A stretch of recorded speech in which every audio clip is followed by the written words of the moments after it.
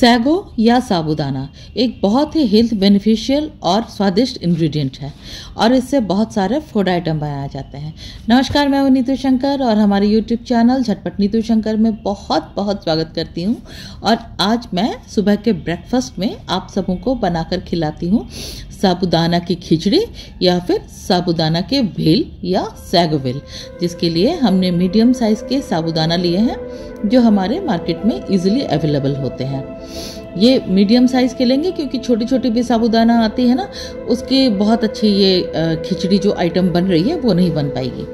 इसे करीब करीब 3-4 पानी से हमें वॉश कर लेनी है, सो दैट कि इस पर जो स्टार्च जमे होते हैं ना, उस स्टार्च को हमें जहाँ तक पॉसिबल हो वॉश कर लेनी है। 3-4 पानियों से इसे आप अच्छी तरीके से वॉश करेंगे तो देखेंगे कि कुछ इस तरीके की वाइट टाइप की जो पानी है वो हो जाती है और धुलने के बाद साबूदाना कुछ ऐसा खिला खिला टाइप हो जाते हैं। उसके बाद एक बड़े पतीले में आप पानी लेंगे और उसे थोड़ी गर्म होने को चढ़ा देंगे। साथ में हमने करीब 1 चम्मच जैसे रिफाइंड ऑयल इसमें मिलाएं। इसके बाद एक छलनी लेंगे, प्रायः प्रत्येक घरों में छलनी पाई जाती है, तो इस छलनी को हम उस पानी के ऊपर रखेंगे ताकि इन साबूदानों को उस छलनी के ऊपर हमें फैलानी है। जब छलनी हमारी रखा गई गर्म पानी के ऊपर में और पानी गर्म होने लगी है, तब साबूदाना को धोने के बाद कुछ इस तरीके से हम फैला देंगे। पानी में चूंकि हमने ऑयल डाली है तो वो जब इवेपोरेट होकर के ऊपर आएगी और हमारे साबूदाने को सॉफ्ट करेगी तो साथ में ऑयल भी आएगी, जिससे क्या है ना कि साबूदाना चिपचिपी नहीं होगी। यहाँ हमने अदरक का टुकड़ा लिया है, 1 इंच या 1.5 इंच अदरक का टुकड़ा लेंगे अंदाज से, और इसे आप पल्स में चलाएंगे, सो डैट कि पल्स में चलाने से ना कुछ छोटे छोटे टुकड़ों में, क्रंची टुकड़ों में अदरक हो जाती है। पीसनी नहीं है इसे पूरी तरीके से। देखिए इस तरीके से अदरक हमें चाहिए। नेक्स्ट एक कढ़ाई या एक पतीला जिसमें हमें बनानी है ये फूड आइटम, वो लेंगे, गर्म करेंगे और इसमें हमने अंदाज से पीनट्स लिए हैं। अंदाज ये रहेगा कि साबूदाना जितने आप लिए हैं ना, उसका हाफ पीनट आप लेंगे, क्योंकि मैं जब बनाती हूँ तो कुछ इसी रेशियो में बनाती हूँ।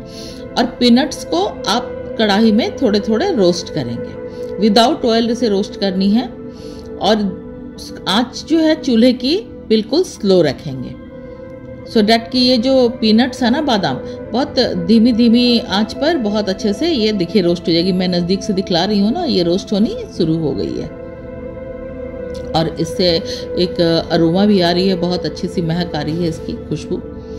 तो इस स्टेज पे हम चूल्हे के आंच को बंद कर देंगे और इसे थोड़ी ठंड होने के लिए हम रखते हैं अलग से। नेक्स्ट एक कुकर में हमने छोटे छोटे 4 आलू लिए हैं और इसे 4 सीटी होने तक, उबाल आने तक हमें रखनी है ताकि आलू हमारी बॉयल हो जाए। ये देखिए साबूदाना जो है ना, जो हमने चढ़ाया था भाप में सॉफ्ट होने के लिए, ये थोड़ी थोड़ी इवेपोरेट होकर देखिए कुछ इस तरीके की टेक्सचर पकड़ ली है, मतलब ये थोड़ी थोड़ी सटने लगी है, मतलब कि ये सॉफ्ट हो रही है। इस स्टेज में हमें एक बार इसे चला लेनी है। चलाने से क्या होती है ना कि ये चिपचिपी होकर ज़्यादा सटेगी नहीं, फिर अलग अलग से हो जाएगी। घबराइए मत, ये अलग ही हो जाती है। देखिए अपने इंडक्शन को या चूल्हे को हमने बंद कर दिया और बंद करने के बाद चूंकि पानी नीचे एकदम गर्म है, तो इस स्टेज पर इसे हम साबूदाने को 1-2 बार किसी भी स्पैचुला से चलाकर थोड़ा थोड़ा जो इसकी गांठें बनेंगी उससे ब्रेक कर देनी है और इसे हम एक बर्तन से ढक देंगे। यहाँ पीनट्स जब हमारे ठंडे हो चुके हैं तो इसे पल्स मोड पर कुछ इस तरीके से 2-3 बार हम चलाएंगे और देखिए पीनट्स इस तरीके से पूरे क्रश हो चुके हैं। इसे पाउडरी बिल्कुल नहीं बनानी है, कुछ इस तरीके से। आलू हमारे बॉयल हो चुके हैं। अब इन आलूओं को हम छोटे छोटे टुकड़ों में काट लेंगे और काटने के बाद कढ़ाई को हम गर्म करते हैं, क्योंकि हमारी आलू भी रेडी है, पीनट्स भी रेडी है और हमारे साबूदाना भी रेडी है। तो अब हम इसके खिचड़ी यानी भेल बनाते हैं। तो तेल अंदाज से करीब 1 से 1.5 चम्मच हम व्हाइट ऑयल देते हैं और इसके बाद हमने राई और एक सूखी मिर्च और करी पत्ते का तड़का लगाया। साथ में ये जो अदरक हमने छोटे छोटे टुकड़ों में क्रश किया था उसे हमने डाला और ये हमने डाले छोटे छोटे आलू के टुकड़े। इसे डालकर हमें थोड़ी सी चलानी है ताकि फ्लेवर सारे आलू में आ जाए अच्छी तरीके से। करीब 1 से 2 मिनट आप चलाएंगे, क्योंकि आलू बॉईल हुई है तो थोड़ी कच्ची ना रहे, उसका स्मेल कच्चा वाला ना रहे, इसका ख्याल रखना है। इसके बाद अंदाज से इसमें हम हल्दी की पाउडर मिलाएंगे। इसके बाद स्वादानुसार हम इसमें नमक मिलाते हैं, क्योंकि जब हमने सैगो बॉईल किया है तो उसमें हमने नमक नहीं मिलाई। अब ये जो पीनट्स हमने जो क्रश किए थे इसे हम इसमें मिलाते हैं। नेक्स्ट अब आई साबूदाने की बारी।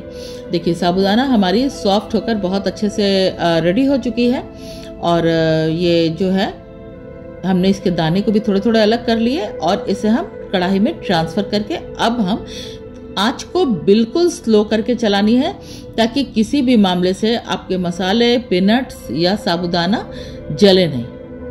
एकदम स्लो आंच में इसे हम धीरे धीरे धीरे धीरे सबों को, सारे इंग्रेडिएंट्स को एक साथ मिक्स करेंगे।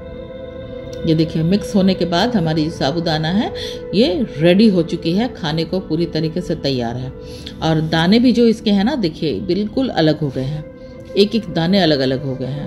तो थोड़ा पेशेंस से काम लेंगे। स्टार्ट में आपको लगेगी कि अरे साबूदाना तो हमारी सट रही है, पर ये सटती नहीं है। जिस तरीके से मैं बताई हूँ उस तरीके से आप बनाएं, बिल्कुल अलग अलग दाने रहेंगे। लास्ट में फ्लेवर के लिए और टेस्ट को इन्हांस करने के लिए हमने 1/2 नींबू लिया है, और इस नींबू को हम इसके ऊपर निचोड़ लेंगे। बहुत लोग इसे गार्निश करते हैं लॉट्स ऑफ धनिया की पत्ती से भी, पर पर्सनली मैं नहीं खाती हूँ। आप चाहें तो धनिया की पत्ती भी इसमें बहुत सारे फ्रेश डाल सकते हैं। अगर आप चाहें तो मिंट यानी पुदीना भी इसमें डाल सकते हैं। वो आपके according to test, according to आपके पसंद के फ्लेवर की वो डिपेंड करती है। बेसिक जो बनते हैं वो कुछ इस तरीके से बनते हैं। बेसिक के ऊपर आप क्या फ्लेवर देते हैं ये बिल्कुल आपकी अपनी पर्सनल चॉइसेस होती हैं। तो इस तरीके से देखिए हमारी साबूदाना की खिचड़ी या सैगो विल हमने बनाकर रेडी कर दिए हैं, और इसे अब हम प्लेट आउट कर रहे हैं, क्योंकि मुझे भूख लगी है और मैं अब जा रही हूँ इसे खाने यानी इंजॉय करने। देखिए कितनी खिली खिली सी लग रही है ना। तो आप भी अपने किचन में इसे अवश्य बनाएं, क्योंकि ये एक ऐसे फूड आइटम है कि सबों को पसंद आती है। बच्चे, बूढ़े, जवान, एवरी फैमिली मेम्बर, आपके फ्रेंड्स सभी पसंद करेंगे। और हाँ, व्रत में खाई जाने वाली ये एक विशेष फूड आइटम होती है, क्योंकि बहुत सारे लोग जो आजकल व्रत करते हैं ना, तो अपने हेल्थ को थोड़े ध्यान में रखते हुए वो लोग सॉल्ट खाते हैं, यानी सेंधा नमक खाते हैं। तो इस तरीके से आप बना सकते हैं और बनाकर खा सकते हैं अगर आप सॉल्ट खाते हैं तो। आप लोग सबों से रिक्वेस्ट है कि हमारे चैनल झटपट नीतू शंकर को अगर सब्सक्राइब ना किया हो तो कृपया सब्सक्राइब करें। हमारे वीडियो पसंद आए तो लाइक करें, और कमेंट सेक्शन में हमें अवश्य बताएं कि हमारी ये बताई गई रेसिपी आपको कैसी लगी। मिलते हैं, तब तक के लिए नमस्कार।